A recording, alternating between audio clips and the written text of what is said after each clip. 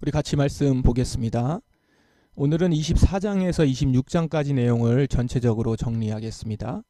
중간중간에 명단이 길게 나와 있어서 3장을 전체적으로 묶어서 보는 것이 더 좋을 것 같습니다.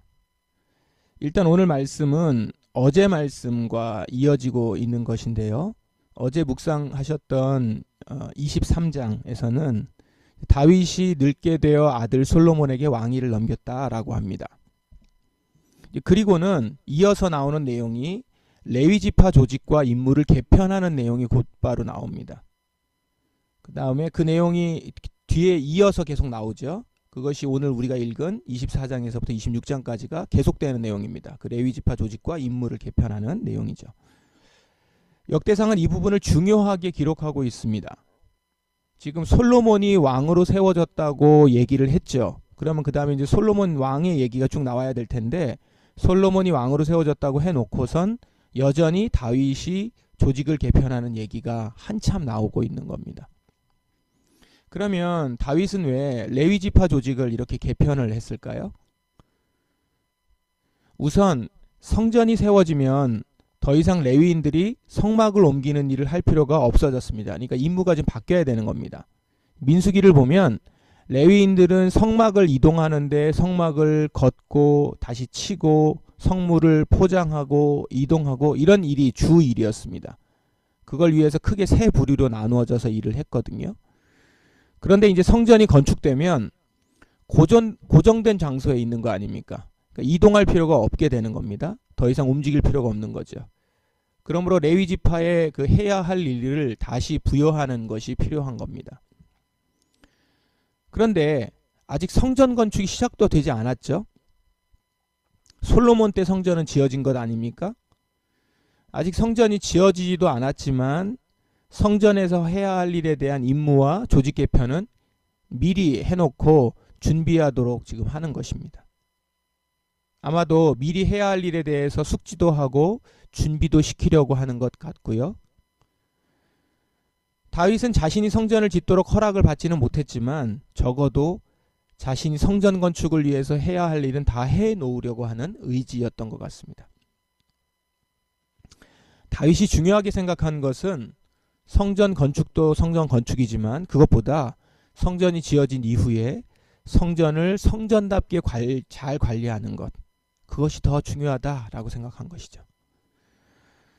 건물 관리뿐 아니라 성전에서 예배하는 모든 과정이 어긋남 없이 진행될 수 있도록, 그 안에 담겨야 하는 성전으로서의 본연의 역할을 다 잘 할 수 있도록 하는 일이 무엇보다 중요하다는 것을 다윗은 생각한 것입니다.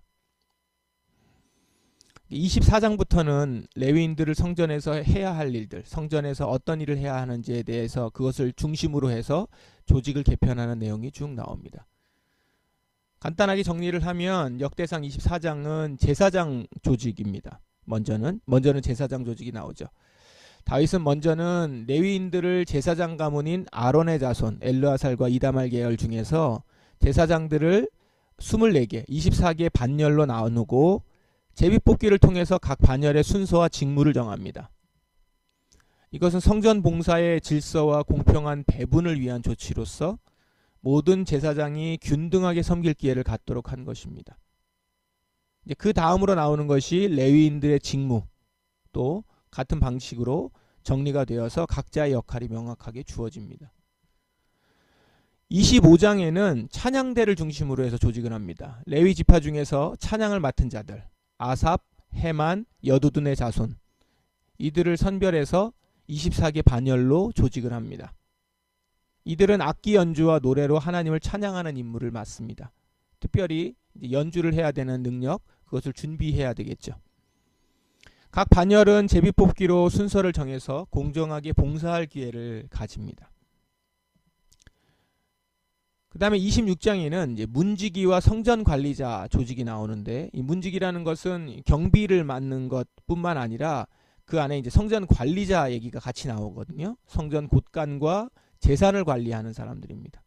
이건 역시 24반차로 나누어서 동서남북 성전의 문을 지키고, 그리고 이제 성전 곳간과 재산 관리를 맡은 자들, 그리고 이스라엘 외부의 행정과 재판을 맡는 레위인들도 있죠. 그들도 조직적으로 배치합니다. 그 내용이 좀 보면 그 내부에 대한 내용들, 실질적으로 운영하는 내용들, 예배를 드리는 내용들, 그리고 외곽에 그리고 외부에 있는 일들과 연결되는 일들 다 레위인들이 맡는 것이죠. 문지기 수는 보니까 4,000명입니다. 총 4,000명. 그 사람이 다 지키는 것이 아니라 이제 돌아가면서 지킨다는 것이죠. 그리고 각 문마다 담당 인원수가 정해져 있죠. 이 24 이 반차로 돌아가는 것은 나중에 요한계시록에 가면 예루살렘에 24 장로가 나오고 또 거기에 24 로 나눠서 하는 내용들이 계속 같이 나오거든요. 이것이 아마 지금 이 성전을 지키는 것에 대한 것에서부터 나온 내용일 것입니다. 전체적으로 성전의 질서와 안전, 재정, 행정이 체계적으로 운영될 수 있도록 지금 한 것입니다. 여기서 우리가 볼 수 있는 핵심 메시지는 이런 것입니다. 한 세 가지 정도로 우리가 구분할 수 있는데, 먼저는 세 장 모두에서 이 24, 25, 26장에서 조직 개편에 나타난 이 특징은 성전 봉사의 질서와 공평을 중시했다라는 것입니다. 모두가 다 공평하게, 그리고 질서 있게 이 성전을 봉사하도록 그렇게 짰다는 것이죠. 그러니까 전체적인 어떤 외형이 공정하고 그다음에 질서 있게 하는 것, 그걸 중요하게 본 것입니다. 공평하게 조직을 짜기 위해서 다윗은 인간적인 판단이 아니라 하나님이 정하신 방식으로 합니다. 그래서 제비뽑기, 당시로서는 제비뽑기로 하죠. 이것으로 직무를 분배합니다. 그래서 모든 봉사자가 차등 없이 섬길 기회를 갖도록 한 것입니다. 물론 그것을 위해서 구분해야 되는 기본적인 구분은 있습니다. 제사장 계열은 제사장 계열, 이건 전문 분야이기 때문에, 그리고 또 각 파트, 뭐 찬양도 아무나 시킨다고 할 수 있는 게 아니잖아요. 연주를 한다거나 이런 것들은 다 준비를 해야 되는 것이고 기능이 있어야 되는 거고 재능이 있어야 되니까 그 재능이 있는 자들 그룹을 중심으로 해서, 그러나 그 일을 할 때는 공정하게 할 수 있도록 모든 봉사자가 차등 없이 섬길 기회를 갖도록 한 것입니다. 이런 것들은 신앙의 유산과 공동체 질서의 중요성을 보여주는 것입니다. 그래서 이렇게 세 가지 정도로 성전 봉사의 질서와 공평을 중시하고, 또한 모든 봉사자가 차등 없이 섬길 기회를 갖도록 하고, 신앙의 유산과 공동체 질서의 중요성을 이 가운데서 보여주려고 하는 것들을 오늘 이 조직 개편을 통해서 우리가 볼 수 있습니다. 오늘 말씀은 이 신앙 공동체 안에서 각자의 맡은 바 역할을 성실히 감당하는 것이 필요하다라는 것을 가르칩니다. 각 반열이 차별 없이 봉사에 참여하는 것처럼 교회와 신앙 공동체는 모두가 동등하게 섬기는 자리임을 우리가 기억해야 되겠습니다. 그러니까 특정인만이 아니라 모든 이가 주어진 사명을 감당할 때 건강한 공동체가 세워집니다. 또한 말씀을 듣고 아는 것에 그치지 않고 각자 맡은 역할을 실천으로 옮기는 신앙, 이것이 중요합니다. 하나님이 기뻐하시는 선을 알면서도 행하지 않으면 죄가 되죠. 신앙은 실제 삶과 봉사로 드러나야 합니다. 또 우리가 문지기같이 보이지 않는 자리라도, 우리가 예배를 드리거나 그럴 때는 제사장이라든가 찬양대라든가 이들이 이렇게 어쨌든 도드라지게 나타나지 않습니까? 보이는 자리일 텐데 그에 비해서 문지기라든가 아니면 곡간을 담당한다든가 재정관리한다든가 이런 것들은 드러나지는 않는단 말입니다. 그런 자리라도, 보이지 않는 자리라도 맡은 바를 충실히 감당할 때, 그럴 때 공동체의 거룩함과 안전이 지켜진다. 그러니까 내용이 다 보이는 데서부터 나와 있기는 하지만 이것이 전체적으로 각 자리에서 맡은 바 일들을 해야지만 성전의 거룩함과 성전의 안전이 지켜진다라는 것이거든요. 그러니까 공동체의 거룩함과 안전은 보이는 자리서부터 보이지 않는 자리까지 자기의 맡은 바를 충실히 감당할 때 지켜질 수 있다라는 것입니다. 제사장이나 찬양대처럼 남들을 앞에 드러나는 자리는 아니지만 제 역할을 감당할 때, 반대로 이들이 제 역할을 하지 않는다면 성전의 거룩함과 안전이 보장되기 어렵죠. 특별히 문지기 같은 경우에 그 자리를 지키지 않으면 잘 지키고 있을 때는 드러나지 않지만 지키지 않다가 만일 그 자리가 위험에 처한다라고 하면 성전 자체가 그 거룩함이 훼손이 될 수 있는 일인 것이거든요. 그러므로 모든 봉사는 하나님 앞에서 귀한 일임을 다시 한번 이야기하는 것입니다.